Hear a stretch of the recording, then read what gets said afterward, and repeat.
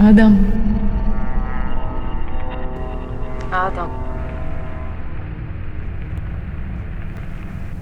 آدم يما، آدم خالك قال لي إنك بعدك زعلان. طب ليش يما مش احنا اتكلمنا في الموضوع؟ مش قلت لك يما إنه كان لازم أسوي هيك؟ بكرة يما بس تكبر وفي يوم تتزوج ويصير عندك أولاد وتحبهم قد ما بحبك، رح تتأكد إني كان لازم أسوي هيك. طب يلا قولي وقتاش توصلوا على المدرسة؟ بالكتير ساعة. ما شاء الله، في كم من يوم بس صوتك كبران ومتغير. أمان عليك يا يوسف، وقت توصل وتخبرني وتقول لي إذا المكان عجب آدم، عايزة أعرف أمانة. الولد طالع من غزة، يعني هاي بتطلع ديزني لاند. يما خالك قال لي إنه مدرستك قريبة على البحر، يعني هي عندك بحر زي هنا، بتروح بتنبسط وبتغير جو. يما أنا مقدرة قديش أنت زعلان، ترى أنا زعلانة أكتر منك. علشان إحنا مش مع بعض، يعني أنا هنا وإنت عند خالك. بس صدقني يما أنا قويت قلبي وطلعتك من غزة علشان أنت زلمة وجدع وقد المسؤولية. بكرة يما بدي ترفع راسي.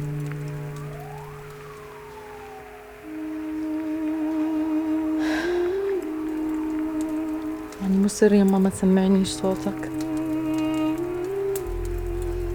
مصمم ما تكلمنيش.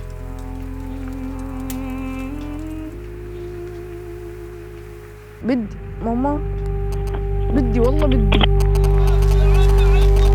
مش سامعاك يا حبيبي. ألو ماما الشبكة ماما الشبكة ايش صار ماما؟ الشبكة انقطعت.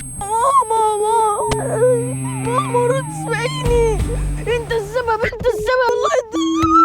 وكده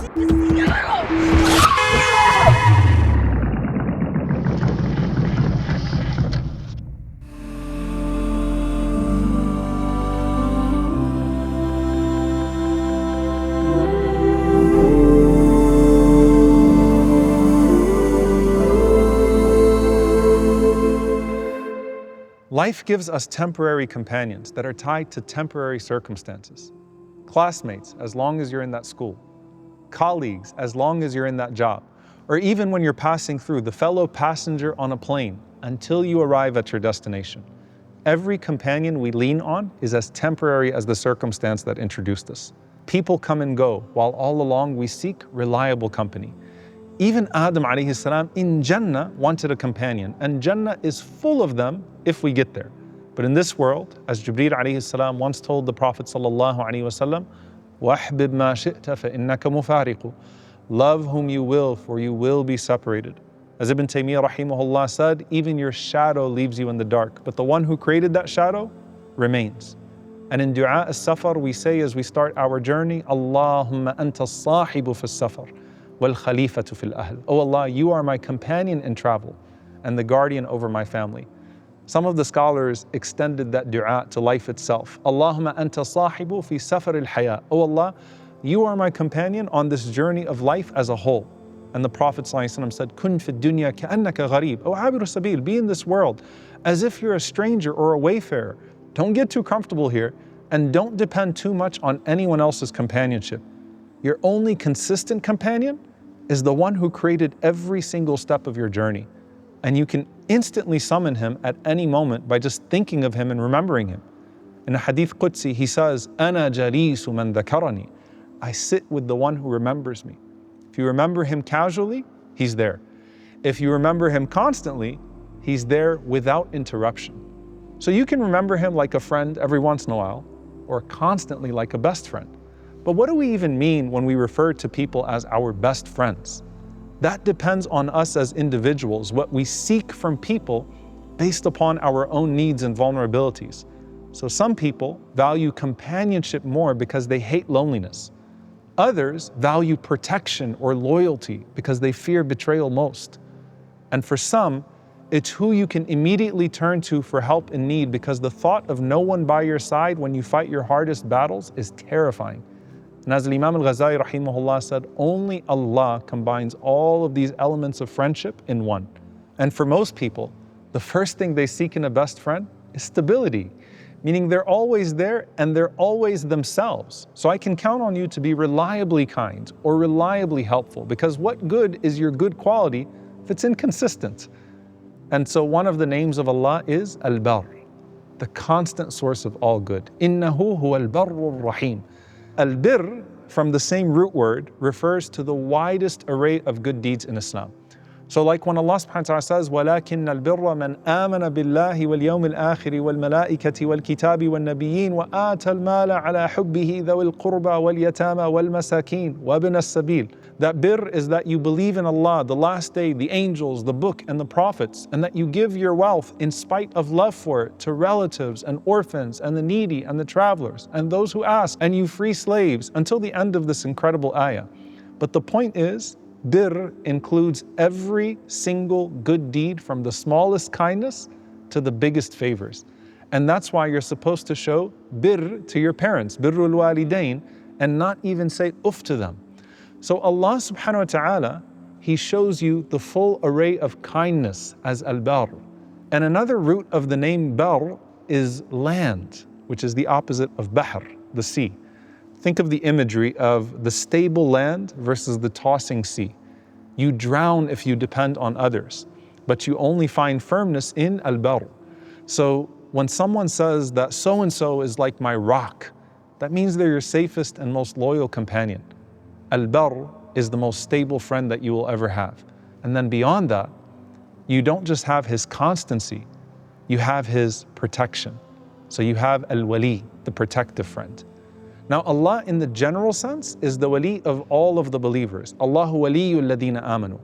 But pay attention to the sequence in the Quran.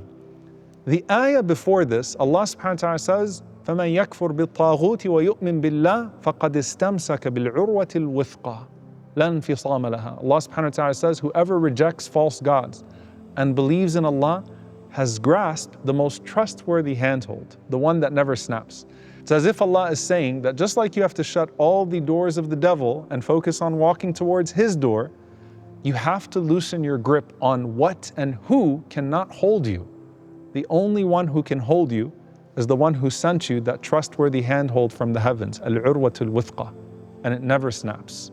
See, people will always disappoint you, sometimes even those closest to you. And this can make you bitter and distrustful and cynical. So this helps you to stop being clingy to others or hurt by rejection, because while the creation can get annoyed by your attachment, He loves when you cling to Him. And then how does He honor that? مَنْ عَادَ لِي وَلِيًّا فَقَدْ آذَنْتُهُ بِالْحَرْبِ. Whoever takes that friend of mine as an enemy, I have declared war on him. The protective friend will fight for you. But this type of wali is different. This is the special wali about whom Allah says, I become the hearing with which he hears, the sight by which he sees, the hand with which he grasps, the foot by which he walks. You see that closeness? The root of the word wali is al-waliyya, and it refers to the saddle on the horse's back because it's attached, meaning there's no distance between it and the horse. And the one on top of it is meant to guide the horse aright. Al-Wali means he guides you and he guards you at the same time. And he looks out for your needs even when they conflict with your wants, which is what a responsible wali is supposed to do. And when you earn and embrace that, your affairs are made easy. And that's why when Yusuf alayhi salam was dying, he said to Allah, Anta waliyyi fi dunya wal akhirah. You are my wali in this life and the next. As much as Yaqub alayhi salam, his human wali, loved him, he was taken from him. And we all separate, at least temporary, at death. Think about how the faces were always changing around Yusuf alayhi salam. You have a loving father, then you have jealous brothers, then you have curious travelers that take him out from the well and sell him into slavery. Then you have the house of a master with a lustful wife. And then you have all of her friends. And then you're in a prison cell and you have all these other prisoners. And then you're on the throne and you have all these subjects. The only companion who was consistent with Yusuf alayhi salam throughout his entire journey was Al-Wali. And he was guiding and protecting him all along. But that type of relationship doesn't come through public posturing. It comes through deep private devotion. And that's why Imam Hassan al-Basri rahimahullah says, don't be a wali of Allah in public and then be his adu, be his enemy in secret. Spend time with him in the middle of the night when no one else is there to witness it. And in your witr prayer, you call out to al-witr and you say, وَتَوَلَّنِي فِي مَنْ تَوَلَّيْتَ. Take me into your loving care amongst those who you have done so with. But how can I be his close friend when there are so many more fitting people out there? Wali status is special, but it's not exclusive. It's an individual friendship that works with millions of people at a time. And only Allah subhanahu wa ta'ala can do that. Now there's one higher layer that only 2 human beings are known to have ever been granted. And it's called khulla, the rank of the Khalil. And this is a rank reserved for prophets. وَاتَّخَذَ اللَّهُ إِبْرَاهِيمَ خَلِيلًا. Allah subhanahu wa ta'ala took Ibrahim as a Khalil. The Prophet sallallahu alaihi wasallam also was taken as a Khalil by Allah.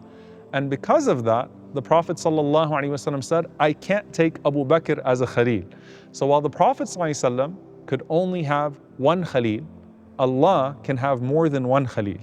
And even in that is a lesson, that Allah's friendship capacity isn't like anybody else. And Allah's closeness to them doesn't crowd out His closeness to us. And while we can't be Khalils of Allah in that prophetic sense, we can walk in the footsteps of their friendship. And as the ulama say, the door of wilayah is the nearest to the threshold of khulla. So Allah is your sahib, your companion, not just for the journey, but always. He is Al-Barr, your stable friend. He is Al-Waliyy, your protective friend. And then finally, He is Ar-Rafiq, the gentle friend. Al-Waliyy is about letting Allah take hold of all of your affairs. Ar-Rafiq is primarily how He takes care of them, similar to Ar-Ra'uf, with a tenderness that matches His perfection. The name Ar-Rafiq shows up in the seerah with 2 incidents that both involve our mother Aisha radiyallahu ta'ala anha. One day the Prophet sallallahu alaihi wasallam is walking, and a group from the people of the book say to the Prophet sallallahu alaihi wasallam, Assalamu alaikum. You know, sometimes we sound like that when we say salam. But Assalamu alaikum means may death be upon you. And they were trying to be cute, right? They'd fit in that meaning. And the Prophet sallallahu alaihi wasallam would simply say, Wa alaikum, and upon you. So if they meant salam, and upon you. And if they meant death, and upon you. But Aisha radiyallahu anha, she was there and she said, Bal alaykum as-sam wal la'na. Rather may death and the curse of Allah be upon you instead. And the Prophet ﷺ said to Aisha radiyallahu ta'ala anha, take it easy, ya Aisha. Inna Allah rafiqun yuhibbu ar-rifq. Allah is gentle and He loves gentleness. Remember, it's about the how here. And one connection between Ar-Rafiq and Rifq is how you want your companion to treat you. Rifq doesn't mean a lack of firmness. It means mercy in how firmness lands. So Ar-Rafiq is the companion whose gentleness gets you through hard times, even if with hard advice that you need. He doesn't always remove the mountain, but He always softens the path for you by your righteousness. And Ar-Rafiq, because of who they are, is someone you always want to be around. And that's why Rabi'a ibn Ka'b al-Aslami radiyallahu ta'ala anhu asked for his one dua to be the Rafiq of the Prophet sallallahu alaihi wasallam in Jannah. And just as the last words of Yusuf alayhi salam included, Anta waliyyi fi dunya wal akhirah, the last words of the Prophet sallallahu alaihi wasallam on this earth, as he was in the lap of Aisha, were Allahumma Ar-Rafiq al-A'la, O Allah, the highest companion. He says this from the beautiful, loving embrace of Aisha radiyallahu anha, from her lap, sharing a siwak with her. But Ar-Rafiq al-A'la is the greatest companion. I'd still rather be with him. Take my soul with gentleness and bring it into your glorious presence. Your embrace that even the loving embrace of a spouse or parent cannot compare to. Allahumma Ar-Rafiq al-A'la, O Allah, the highest companion. And this friendship continues past the funeral. When everyone else's shadow departs again, we ask Allah, Allahumma anis wahshatana fil qubur. O Allah, ease our loneliness in the grave. So Allah sends deeds to keep you company and angels to reassure you and even relatives to reunite with at some point. But your ultimate hope is to be escorted by all of them to your meeting once again with your loving best friend. Ala inna awliya Allahi la khawfun alayhim wa la hum yahzanun. Truly the friends of Allah, there is no fear upon them, nor will they grieve on the day of judgment when friends are nowhere to be found. when crowds are scattering and mothers are fleeing from their children. Imagine being escorted into the shade of the throne of Allah while everyone's just trying to catch their breath. And all of the categories the Prophet ﷺ mentioned that are shaded by the throne of Allah are considered categories of wilayah. But until then, and especially then, direct your eyes and heart above and say, Allahumma Ar-Rafiq al-A'la, O Allah, the highest companion, O Allah, the highest companion. Ya Wali, be my closest friend when the world drifts away. Guard me with the grip that never slips.